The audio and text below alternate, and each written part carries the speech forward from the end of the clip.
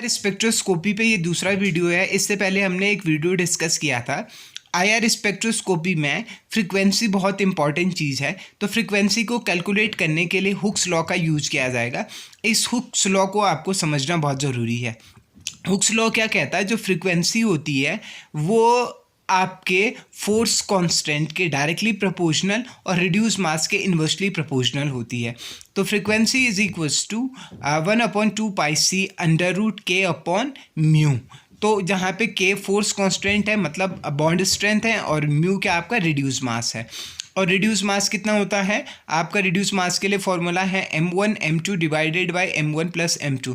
मान लो दो एटम है, ए और बी दो एटम है, ए का मास m1 है, बी का मास m2 है, और k फोर्स कांस्टेंट है। तो आपकी फ्रीक्वेंसी डायरेक्टली प्रोपोर्शनल हो जाएगी k के, frequency directly proportional force constant के, और इसीलिए ट्रिपल बॉन्ड की जो फ्रीक्वेंसी होगी वो ज़्यादा होगी in comparison of double bond, और सबसे कम हो जाएगी किसकी? सिंगल बॉन्ड की। तो अगला फ्रीक्वेंसी इन्वर्सली प्रोपोर्शनल होगी रिड्यूस मास के। तो जितना कम आपका मास होगा उतना ज़्यादा उसकी क्या होगी? फ्रीक्वेंसी होगी, और जितना ज़्यादा आपका मास होगा फ्रीक्वेंसी उतनी कम होगी। जैसे अगर आप OH की फ्रीक्वेंसी देखेंगे तो वो 3570 के बराबर आ रही है, लेकिन हाई ऑक्सीजन की जगह पे अगर आप ड्यूटेरियम लगा रहे हैं तो उसकी मास उसकी फ्रीक्वेंसी कितने पे आ रही है? 2630 पे आ रही है। इसी तरीके से फ्रीक्वेंसी ऑफ CH, कार्बन के साथ हाइड्रोजन सिंगल बॉन्ड है, वो ज़्यादा होगी in comparison of frequency carbon के साथ आप ड्यूटेरियम लगा रहे हो।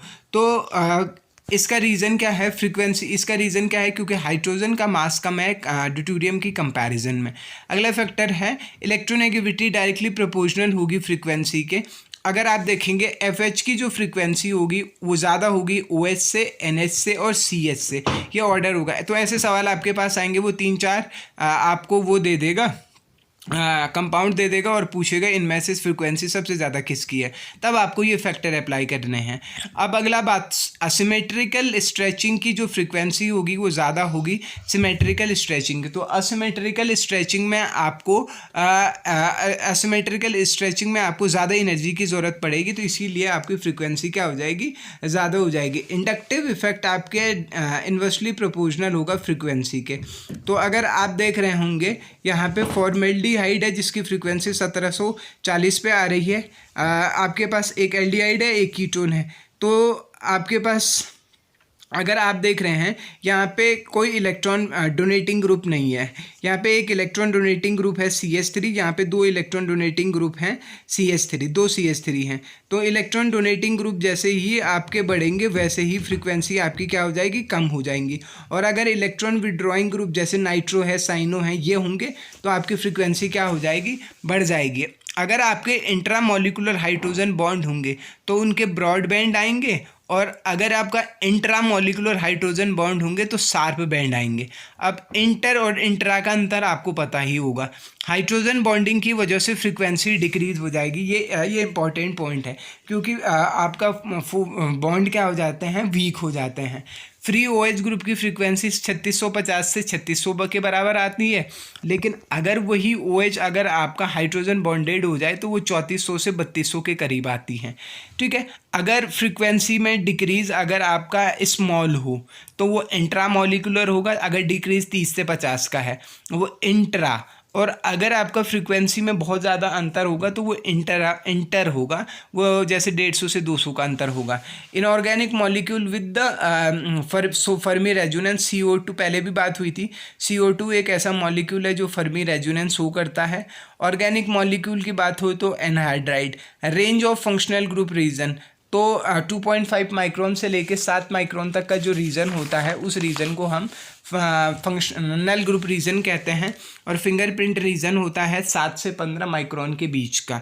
अब ये जो फ्रीक्वेंसी है, ये फ्रीक्वेंसी चार्ट आपको समझना बहुत ज़रूरी है। अगर आप देखेंगे फ्लोरीन के साथ हाइड्रोजन है, फ्रीक्वेंसी 3800 सेंटीमीटर इनवर्स। OH है 3600 से 3500, NH 3400 से 3300, CH क्योंकि CH आपका 3300 से 2800, carbon triple bond carbon 3300, carbon double bond carbon 3100 से 3000, carbon double bond single bond होना चाहिए 2900 से 2500। अगर हम कार्बोनाइल रीजन पे आएंगे, ये बड़ा इंपॉर्टेंट है, ये बड़ा इंपॉर्टेंट है, फिर से कह रहा हूँ।